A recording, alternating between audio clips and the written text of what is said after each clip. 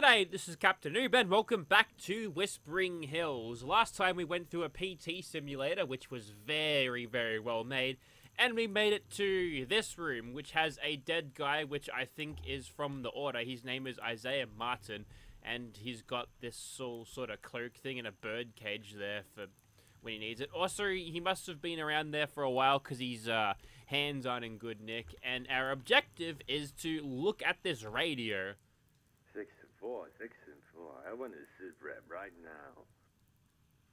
Is that guy alright? 6-4, 6-4. I want to sit rep right now. I'm from out of town. I'm looking for my baby. Okay, buddy. What are you doing in my operational zone? I didn't mean to... Well, you're mucking it up. Do you see anyone around there? Maybe pass the speaker box to them? Yeah. I see a lot of bodies around here in strange suits. They seem a little... dead. Possibly sleeping. Is your mommy home?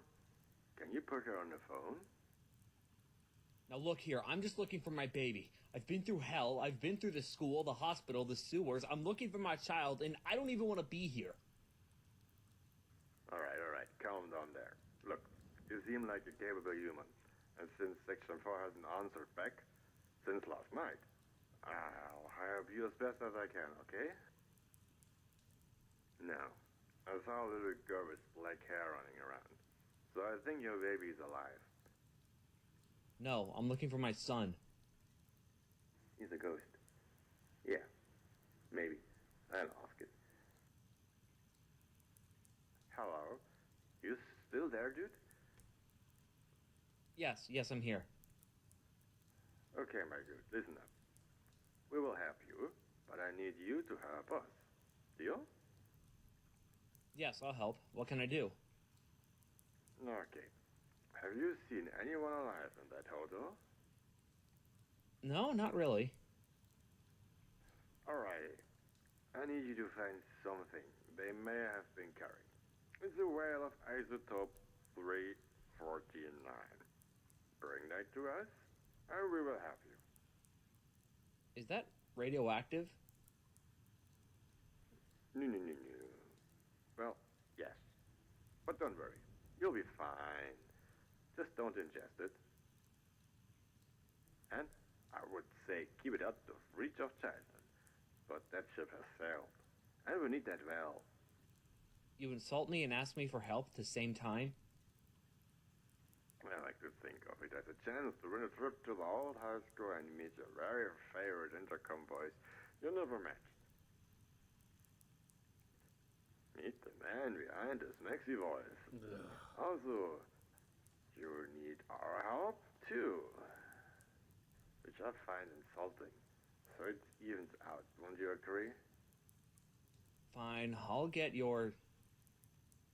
Isotope 349. It's a little black whale of radioactive material. You can't miss it. And if you do, then I basically have no hope for you. Okay, black vial. Got it. Then go to the high school... Where the hell is that? Look, survive tonight. Get my veil, and we'll talk. Just get the van report back. Got it? Fine, where do you think it might be? Alright, Section 4 at the back, man. He was carrying equipment. You know, the sciencey boy stuff. You should have the sample on him. Last contact I had with them, they said they were checking room by room, and they were about to check room 302. Go and find them and come back here. Roger all off that, good buddy? Yeah, I heard you. I was already on my way to 302 anyway, so it works out. Ah, there's a good boy. Hey, while you're at it, bring me a bottle of whiskey, and I'll be your very bestest friend in the whole wide world. That guy is going to get chopped up by my Ripper. He annoys me so much that I cannot put it into words. Anyways, new quest has been added. Apartment of Nothing. which has a quest marker leading me to straight up inside, and I'm going to take that just in case we come across a workbench. There's some very useful and critical Ripper components that you can find in typewriters. So I'm guessing we're back into the normal zone here. Yeah. Well, Can't pick this. second floor key. All right. So the levels here are numbered, which I think is helpful, or might be unhelpful. And Only opens with a key. that's where we need to go, and we've got no other options. So I guess we're gonna go around and explore a little bit. Seems to be short on enemies to kill, but we might find stuff. Ah, sweet. Room 302. We've got the keychain. We can do and unlock anything with this, including getting a hot plate, Ripper components in there, and, well, we did mention that we wanted to go into this room, so there has to be something in here, whether it's a note, perhaps something like that might be pretty useful at getting the plot moving forward. There's a radio, can't do much about that, that's just a static asset, I suppose. And alright, sweet. That's a noise, which means the plot will progress, and there's a lot of things in there. A whole lot of ammo. That'd be Scrounger giving me that extra. And there's a bed there if you want to sleep. So if you're in survival, that's a save point right there. And there's stuff in that one. I can't get that. It's weird. And nothing of note in here. Nothing out of place. Maybe I could hide behind that curtain if Hellmouth wants to show up again. Ah! That's a steel pipe. I'll be having that. Thank you. Thanks for holding on to that for me. Alright, so the first of the creepiness has happened. And I suppose we'll just keep on going to here. Keep it down in there, would ya? Hey, there's someone in there. And also Ripper time. This steel pipe does 189 damage. Wow. Okay. It is a baseball bat animation. Oh!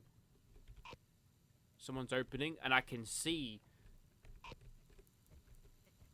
there's someone in here.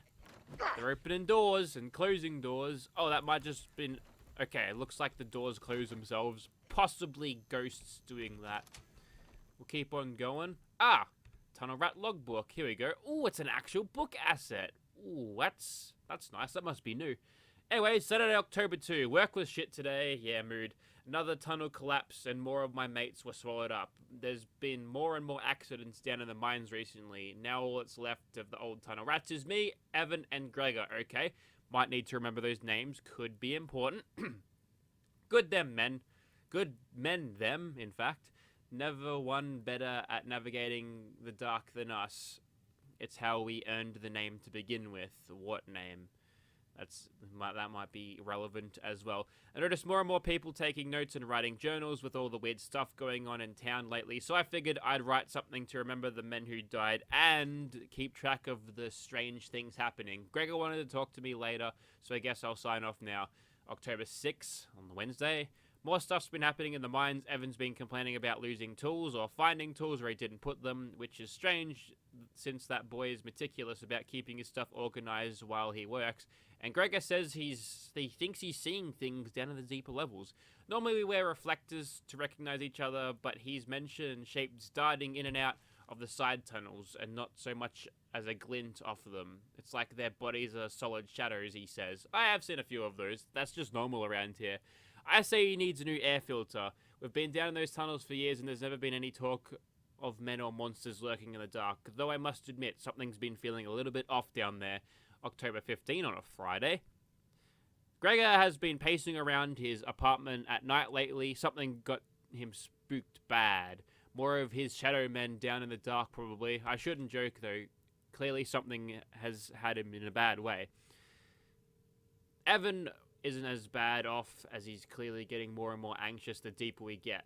I've noticed him getting a little jittery down near the bottom. He seems to bounce right back as soon as we get topside. Something scared him bad enough he dropped his favorite pick running back to the lift, and I went to go grab it for him. I could have sworn I heard something shuffling back into the tunnel. October 16th, I saw one. I fucking saw one. This tall, shapeless thing just hunched over, just staring at me and Gregor. I don't know how long it was sitting there, but when I cast my light over to it, it hissed and ran off. Gregor must have snapped or something. He spat some profanity and took off after it. Nobody can find him. I hope he didn't go down there and do something stupid and get himself hurt. I should have went after him. I should have stopped him. Friday number 22, October 22. We made a mistake. Evan and I, we went back to look for Gregor. I took him down to where we saw that creature and followed the tunnel back, and it just kept going, twisting and turning, stretching on and on. It didn't feel real, like trying to walk in a dream, putting so much effort into each step only to realize you barely went anywhere. We knew these tunnels like the back of our hands. This doesn't make any sense. After a while, it seemed Lyle and shadows were starting to move around us. Vague symbols were scratched on the walls, shit I'd never seen before, and then blood all over the walls. Evan started screaming, we both took off back the way we had come. When we got back to the entrance, we realized there were people running with us. Then we smelled smoke. Looking back, we saw huge plumes of black clouds billowing out like the breath of a demon. When we got back to the apartments, Evan said he hadn't been paying attention to the blood, but the chunks of meat strung across the rocks. What used to be poor Gregor. That's grim. The ashes coming down in the streets like a blizzard. My chest has been burning. I must have inhaled more of that smoke than I realized. Evan hasn't left his apartment since we found Gregor. Okay, we might find Evan then if he's still around. I actually don't know the time frame here, but we'll have to see how we go. Maybe it's supposed to be like October 27 when the nukes fell, although there's no reference of that, so I don't exactly know when this timeline is or whether any of it's real or not, but we might actually see Evan a little bit later. I've been hearing this poor kid screaming in his sleep, screaming that his flesh is sitting off his bones, that Gregor is calling him back to the caves, back to the flames. October 31st, that's Halloween! His screams were the loudest they'd been last night. Well, it's Halloween, it's scary. They found him, they took him, and it went quiet. Now Gregor is visiting me at night. Oh, that's it. It's going to leave us on a cliffhanger like that. Can I take this? I'm going to take it. I actually can't take it. Okay. Well, we won't be able to bring that back to Diamond City to say, look, Nick, there's some person who's freaked out. Maybe we should probably do something about this. And that might be the extent of what we find in this room that is useful. Although there's an arrow there, so that might be a handy guide to where exactly we ought to go. I feel like this room is very similar to the one we had before, and I still haven't gotten any explanation about what exactly that screaming was. Nice bullets, I won't use them. Alright, last time I walked in here, something spooky happened. Ooh. I'm not going to say no to a deep pit of despair. I guess this is where the shadow people dragged him down to. Now, they've done a good job with the masonry, I think, so that's cool. And, ooh, it's like we've gone straight into the depths of hell without having a fade-out sequence, and we might be in the thick of it here, but we'll see how we go along here. It's all very similar to what we've seen before in the form of how we go. Ooh, okay, this might be someone. You're gonna start screaming? Take your wooden spoon, inspect. As you squeeze in the wooden spoon, the corpse begins to move. You extract the heart from the corpse, almost ripping it up. I've got a pulsating heart. Well, I've got a new weapon now, Mr. Pyramid Head, so bring it. Oh, I actually blocked him this time. Alright, let's go. I just kicked in his knee. Okay. That seemed to have, that got the, well, he seemed to sort of attack the wall out of rage, or rather I just made him miss doing that, so that's nice. So, I don't know exactly what we're going to do with this heart. I should probably dump it somewhere. I don't believe we're down in the mines because typically they wouldn't brick the area. They just cost way too much money. That's an eyeless gnasher. We've seen you already. Oh, that's a one-shot kill. Very nice. I can't help but wonder whether this pipe is supposed to be some sort of reference to a deadly premonition. Oh, I turned the valve.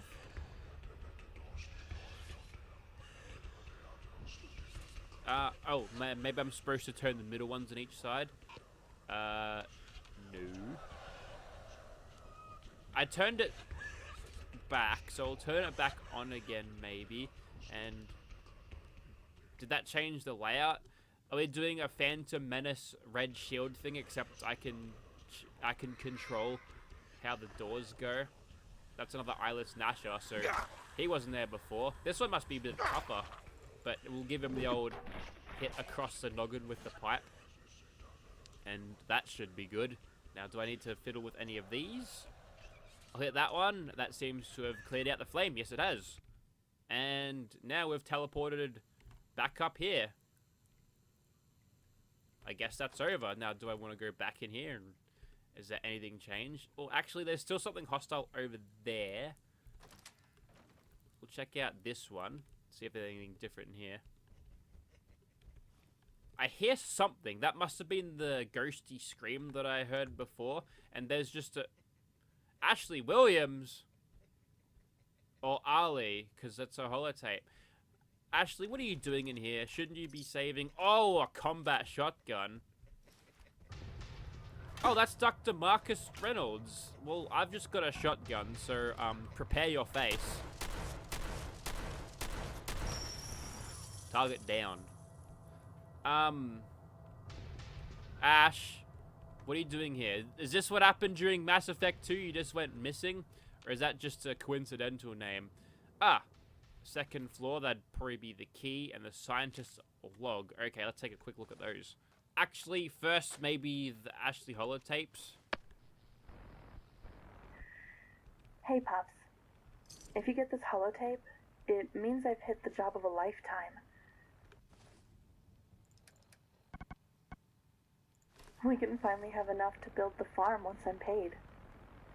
Apparently, we're heading to this place called Whispering Hills, and it's supposed to be an easy snatch and grab mission for this scientist fella.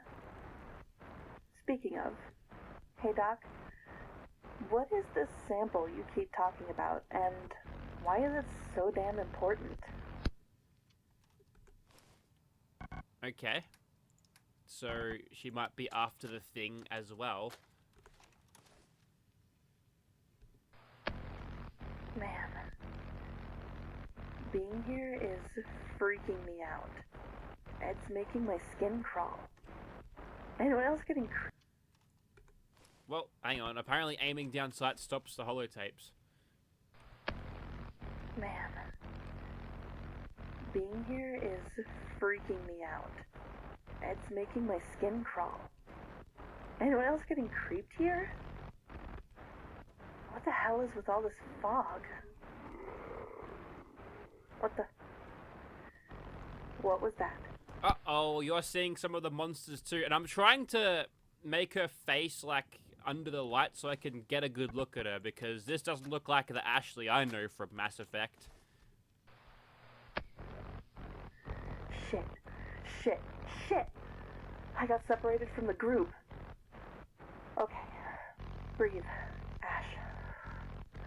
Breathe. They said meet up at the Blue Ridge Apartments. Just look for that and regroup. Let's see. The doc said the apartments was through the gate, to the left from how we got in this place. All right, time to move. Okay, number 4 now.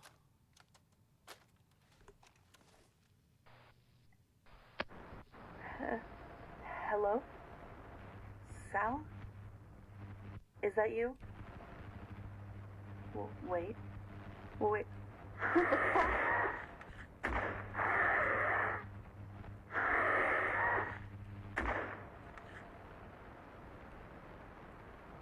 What was that thing? Delayed subtitles there, but I think you get the gist. She got attacked by a monster.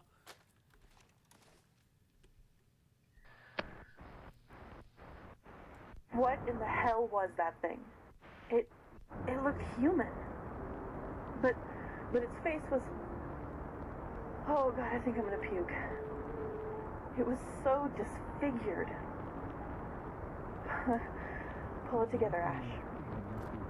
Remember what you're here for. Find the group. Get the sample. Get the fuck out of Dodge. Okay, that's great. I think I figured out who was screaming before, and it was probably you. So are we gonna hear your final death notes here, or just saying, let's see what this is all about?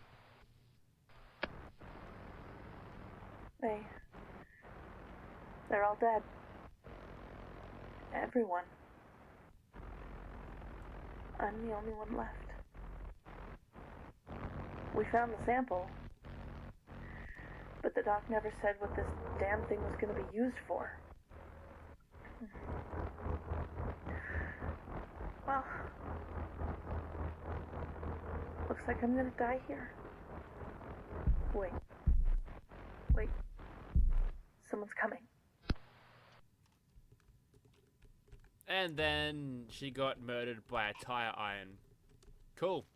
I mean, not for her, I guess, but we're just collecting these globes. They're everywhere.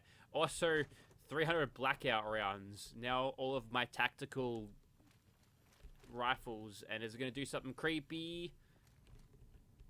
No, not this time. Okay, so I guess that's the first floor cleared out then.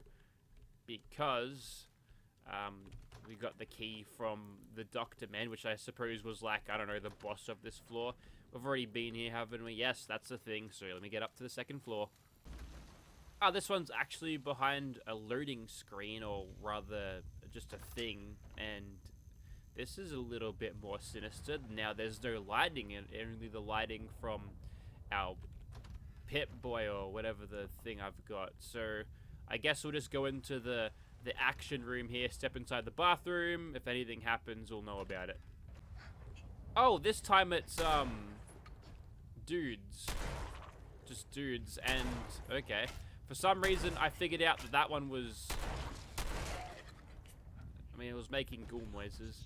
But there's some more mannequins around. I'm not desperately worried by mannequins, to be honest. Some people can't handle them, but they're just plastic. They can't do much to you unless you eat them. And I've just gone back downstairs, damn it. Okay, let's try that one. Never mind, that can't be, doesn't work. We'll go inside this one. There's some kittens here. They dead? No. It was an attempt, but no, you can't shoot the kittens. I don't know what I was thinking there. That would have been, that'd be, actually I probably would have laughed if I was able to kill the kittens. Apparently this eyeless Nasher just likes having kittens. Because, why wouldn't he? That makes sense. And this might be the same room we found the journal in last time, but we just found a monster in here. I'm guessing the monsters that little Ash Williams over there was referring to as the eyeless Nashers. Well, there's another arrow here, so I'm guessing something... Oh, it's a cult soldier, and I think something just happened. So yeah, these guys are part of the cult, just like that movie from '06. So look out for the dudes dressed in red. That seems to have opened this little crevice in the wall here, so we'll take a quick look and see what we can find. Just an eyeless Nasher waiting in ambush there. Unfortunately, it was breathing too loudly, so I could get the drop on it. This one is all clear, you can't hear him.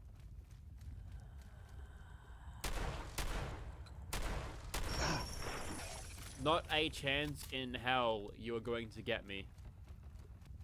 Oh look, that's a dude. That's a cult guy. I can't match this man, but I might be able to pickpocket him. No, that's Dr. Ashfield. I swear it was Ashfield. I was looking back, and like it was written as Dr. Arsfield, as in like the S before the S after the H, so it's Arsfield. Anyways, that's mission log, and also I forgot to read that scientist note, but obviously there was some sacrificing going on here, and maybe like cutting up the things for food, I guess. Okay, so this is the science log by the guy that killed Ash. It says, the mutations appear to be increasing in number, but we haven't observed anything resembling mating or budding from any of the subjects we've studied, making even the most basic theories of production and reproduction rather unreliable. Edward says we need to take in more subjects to study, but without being able to determine the hunting patterns of the mutations or their daily routines, to say that it'd be a rather difficult task is to say that climbing Mount Everest would be a mega challenge. It's going to be hard. That's what he means with that. Without the proper equipment, it'd be incredibly dangerous to attempt to capture one, not to say nothing of the fact that I'm not sure of all three of us. Okay, they can't catch one, and if they want to catch more than one to mate them and breed them to possibly build an army, Isaiah, who is spelled differently to the guy we found downstairs, suggested that to remedy this lack of compatible data, we must try to use the tracker gun meant for the local wildlife on one of the mutations and observe them on the Pip-Boy to where exactly they go. But I strongly railed against it. We cannot be entirely certain that once we fire the gun they won't hear it and come straight for us, nor can we be entirely certain that the Pip-Boys we wear will have enough reception from inside this building's concrete walls to properly observe the mutations and movements. Yet Eddie seems to believe that that is our best idea, to study them further and develop a catch and release system. We'll make our arguments tonight around the lab table, and I have to hope that I can change one of their minds. That aside, the regenerative properties of the mutations, which we do have here, are fascinating to see the least. No matter what damage is done to the body, it seems to the nervous system is either indifferent or otherwise unaffected entirely to the damage done by our instruments, and that the overall survival of the system is unaffected. As strange as it is to say, it does make more sense considering how we observe the damage done by mutating them over time. Mutilating them? No, just mutating them.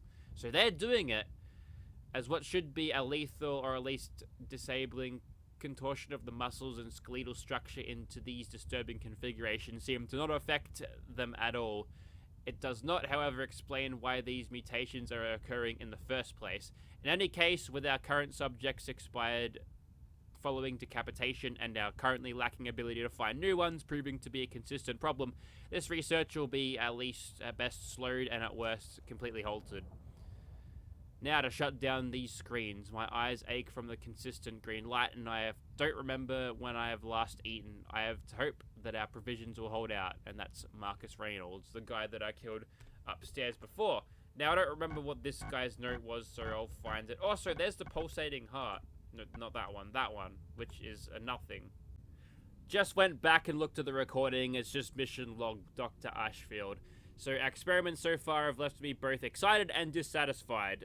The fact that we managed to capture a few specimens to study them is an achievement in itself, but it leaves me with more questions than answers. What exactly is the cause behind these mutations? What other abilities do these specimens possess? How do they reproduce? Do their abnormal regenerative abilities also affect their immune system? Are they immune to poison, venom, viruses, and pathogenic bacteria? Too many questions with too little at my disposal to answer. Many of the symptoms point to radiation effects. Oh, it's ghoulification. That's only on the surface. The cases are far more complex than that. If I only had access to the most advanced technology available, with the proper instruments and tools and everything I need to conduct proper experiments. Is that where the Institute comes in? Because I do remember seeing some Institute apparel stashed away someplace. I think it was when I was going through the school, maybe? Unless that was just there for flavor. Unfortunately, such investments are beyond our possibilities. We could always send these samples to better equipped teams, but I won't risk anyone taking credit for our hard work. Wow, that's just petty, isn't it? You want to get to the bottom of this? Never mind. We all need to give our best and make do with what we have. I would very much like to see how their organism would react to when exposed to certain acids and toxins. For all we know, we may be on our way to finding the cure for diseases and medical conditions that are still without efficient means of being treated. Not to mention all the lives that could be saved in the ER. Imagine being able to prevent death of someone with an otherwise lethal injury, internal bleeding, or organ failure. I will need more live specimens, but for now I'll be using our latest deceased specimen to continue my work. Closely studying its brain might give me more clues on how it proceed further down with the experiments. I wonder, though, if the mutation is a spontaneous occurrence or the results of an ambitious scientist. My opinion is that it's man-made, and I would wonder if some notes or personal journal could be still out there somewhere. But for now, that sample might be the answer. We must get to the apartments immediately. Well, you made it. Day 935. We finally made our way outside the apartment building. It took them a while to get there. I was almost certain we will have to find some alternative way to get inside, through a window or one of the fire escape doors. Thankfully, one of the main doors was unlocked and we got inside with no issues. Considering how many of the doors around the town are broken, locked, or otherwise inaccessible, this is a very convenient turn of events. The building structure and interiors are in far better condition than I was expecting, which gives me more hope that the sample might still be intact and usable. The problem is neither of us know which of the rooms it's been left in, so we'll have to check every single one of the apartments. We'll start with the ones that are unlocked from downstairs on the third floor. And if we can't locate it, it just means it's behind a jammed door and we'll have to use brute force to get inside. Thankfully, Marcus agreed to carry a crowbar and a screwdriver. Well, he had a tire iron, so dumbass, in case we need to break in. I told Carter and Thomas to be careful when moving around, especially inside the apartments themselves. The sample could be anywhere, and we don't want to accidentally knock it over or step on it or risk spilling its content all over the floor. I'm convinced it's the key to discovering the exact nature of these mutated specimens and their exceptional regenerative abilities. If we are successful, this could be a revolutionary event in the history of medicine and science as a whole. A new era of human evolution from both a biological and societal point of view. Might have a serious problem though. I've seen some mold on the walls as well as what looks like bird and bat feces, which is never a good sign. I prohibited everyone from taking their masks off, no smoke breaks, no drinking, no eating until we get our hands on the sample so we can finally get out of here. A case of histoplasmosis on the team is the last thing anyone needs. I know cases are rare and prevalent only in certain parts of the country, but I'm not taking any chances. Day 1211. The air feels so good to breathe. Day 1266. Did you know that a mind can suffocate? I didn't until recently. The ability for oxygen to reach the brain may be what you think of when you speak of it, but suffocation, like suffering, can involve so much more. I kept them alive, the parts and pieces of their bodies if critical function. The top of the cranial cavity isn't necessarily a necessity, is it? I don't think so. So this guy obviously went a bit mad, but we'll see where this goes. It wasn't for them. A simple removal of the obstructions that are commonly known as parietal and frontal lobes allows such a beautiful look of their mind. Oh, so they're actually taking off their skulls and having a look at their brains as they're still alive. It has to be done carefully and while the subject is still awake, with minor anesthetic to maintain consciousness in order to be successful. Stem the bleeding, keep them aware, ignore the pleas. That is where the true scientific analysis rises above that which was previously possible. Uh-oh, this is getting a bit dark, isn't it? Not with candid gentleness or the intentional infliction of pain, but rather with a complete indifference to the subject's state regardless of what is occurring. The experiments, the focus, the subject is a mere facet of the overall progress. My mind is clear, their mind is exposed, a delicate balance. Suffocation of the mind is induced via the overriding analysis of one's own situation. This is starting to sound like tactical shit. And the realization that one does not wish to continue maintaining a conscious state. It is to realize that your situation is so painful and horrifying that you'd rather keep yourself in a state of sleep than stay awake to process the slowly intensifying situation over time. The subjects perform this in spades, suffocating their minds, not via removing or lacking the flow of oxygen, but over-analysis of suffering and realization of their sorry state, coming to the conclusion that their pain can only end if they allow themselves to slip into a state which forbids such an analytical thinking. Where is this going? Who's written this stuff? These subjects are no longer my own. They walk the bounds of this forbidden plane, seeking for others. He's lobotomizing them, isn't he? He maybe lobotomized himself. That's why he's such a mental case. Anyways, they walk the bounds of this forbidden place for others to give them final peace, taking measures deemed necessary to tempt those unlike them into a murderous intent. I've observed from on high, watching these animate creatures of death roam and attack anyone who's damned like me to this sky of ash. I've created a state between life and death, though it was not my intention, it is still something I find pride in. The cultists are wrong. There is no God here, only pariahs unable to escape. What a wonderful world. No comment. That was just really quite bizarre. Also, I keep money-shotting these guys, which is fun. Okay, so this is a new room now with something trippy down at the end, and I may have skipped a few rooms, but this one is certainly worthy of my attention, is it not? Can I do anything about that? Actually, there's a door there, which is barred. So, okay, maybe I've gone too far, I need to go back. Well, I've got access to the 3rd floor thanks to that Dr. Ashfield that I just slain and read all of his things, and ooh, I fell through. Uh-oh. I'm not supposed to be here. I might need to use console commands to sort this out. Give me a minute. Nope, okay, that was trippy, but now, no, we're fine. Don't need to use console commands at all. I guess we'll just go straight in here, and more apartments, and, ooh, we can see outside. Oh, that's quite nice, isn't it? Quite like that. And I don't know if that's like a real environment outside or the same environment that we saw just before, but I guess we'll go into the bathroom. Heard something out there. Is there monsters patrolling the streets out there? You never quite know.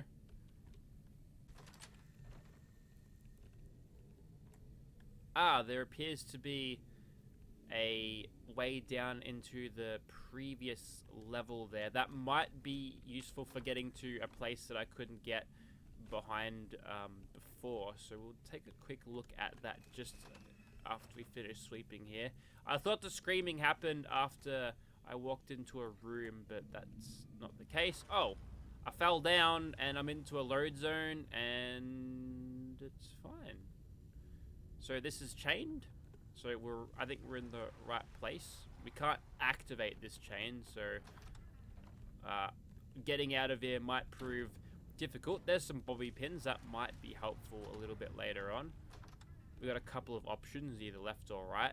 There's a bit of giblets in there, and this one is a little place in hell. This is a resident note. Barbed wire hand. I can activate. You spot an arm clinging to some barbed wire. It seems whoever is clinging it is still alive. Get fucked, he's still alive. Get out of here. Alright, so I hear them tapping, tapping, tapping, scratching in the walls. Scratch, scratch, scratch, ever since the screaming stopped, now coughing and hacking, trying to get out. Smoke so thick can't even see, windows painted shut. It's getting really hard to breathe. Great. And, can I... Don't want to leave a brother hanging, have to high-five him somehow. And I suppose that might be it for that floor. Now, how the hell am I going to get out of here? Okay, so I just reloaded a save just to get back on the 3rd floor, because what happened was that... Oh, look, there's a teddy bear with an eyeball. Yep, sewed into the socket of the teddy bear. You cannot remove this with your bare hands. Okay, what if we were to grab some sort of screwdriver? But yeah, we got stuck behind some chains, and maybe we want to take out that eyeball. There's got to be some sort of prying thing. Yeah, silver table knife. And another resident note saying, Daddy didn't come home last night. Now Mummy is sad. The clouds are outside now, and Mummy is mad at me. Was it my fault? Mummy was crying again, and the clouds were crying back. Mummy hit me again. Now the clouds are at our window. Are the clouds going to take Mummy away to go see Daddy? Uh-oh. That's unpleasant. Now, I'm thinking with this little knife that I grabbed, it has to be for here. I didn't think teddy bears could scream. Excuse me? You finished? Okay, cool. Yeah, that may have been a small child that I did that to and not a teddy bear. You never quite know with these things. And yes, we've seen that already. But that eyeball might be helpful for something, and of course we're back on the second floor here, so we'll jump back up. Although this one hasn't been looked at yet, so we'll find out what we can find in here. There's some noises. Sounds like screaming, maybe? Just some sort of muffled noises. Whispering. The hills whispering, and...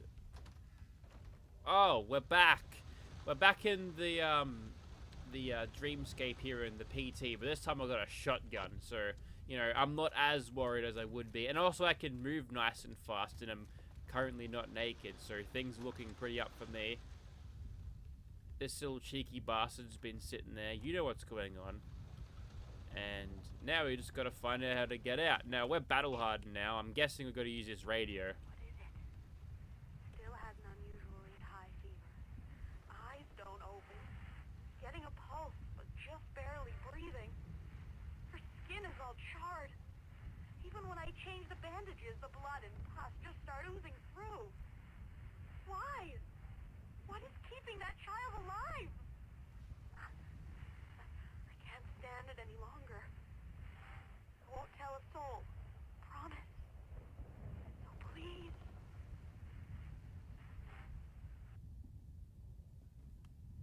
That probably makes a little bit more sense if you've seen the movie, but are we going through another endless cycle of loops?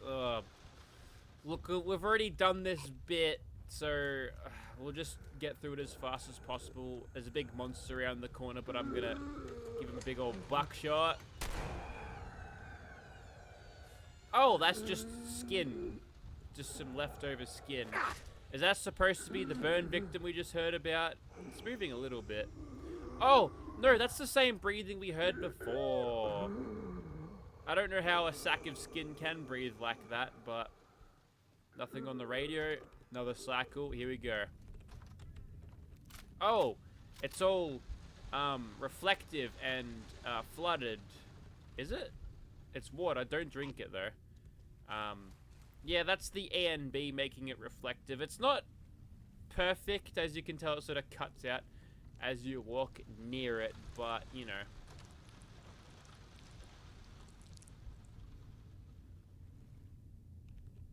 Ah, nice. We'll come back to that one, but just first, we've got to see if this is working. Nope. Okay, we'll go into the vagina, and we'll keep moving forward. Now, hopefully... Oh, there's just a giblet here. That's a baby puppet. You see a plastic baby puppet connected to some sort of umbilical cord. You cannot get the cord off the puppet that seems to be grown inside of it. You might need some sharp scissors to cut it. Is that grub that gave me an earful earlier? It was, you know. How about we just, like... Okay, we've got to find some scissors, obviously. Hopefully the room's sort of shifted around a little bit before, but... Scissors. Oh, there it is. Sharp scissors right there. Maybe could have grabbed that before, but I certainly wasn't looking in the sink for anything, so we'll get this little grub free. There we go. And blood drips out of the cord as you're able to cut the puppet loose. You hear a door unlocking at the floor, and that actually compromises sharp scissors now. They're not quite as sharp anymore. Also, they'd be covered in blood. We'll move on. Never mind. We got to go back to the start, I guess. Seriously?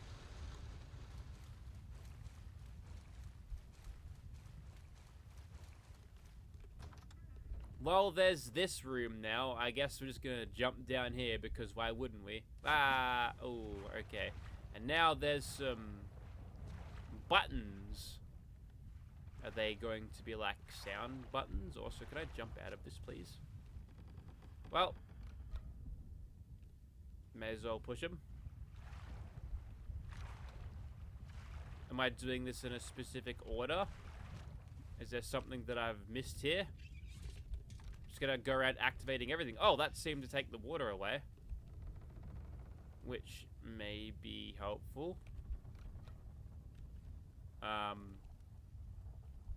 Does the water come back?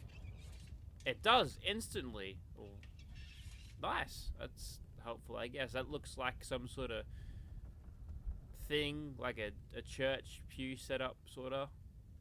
There's a couple of notes down there as well. I don't know if activating those buttons do literally anything at all, but I'm gonna hop down here and read this. Paintings of the Doom. Want to find out what this particular note says? Be sure to tune in next time to Whispering Hills to find out. Look, it turns out that this section was far longer than I had previously thought, and instead of serving you in another hour-and-a-half video, I'm going to cut things here, and then we'll come back at a later date. So hopefully you'll join me for that one next time. To be continued. Don't go away, or actually do go away, because you'll be waiting for a little bit, I think, but you know, I think it'll be worth it. This is a pretty cool quest mod, and it's got a lot of cool stuff to offer you yet, so hopefully you join me next time. Thank you very much for watching, guys.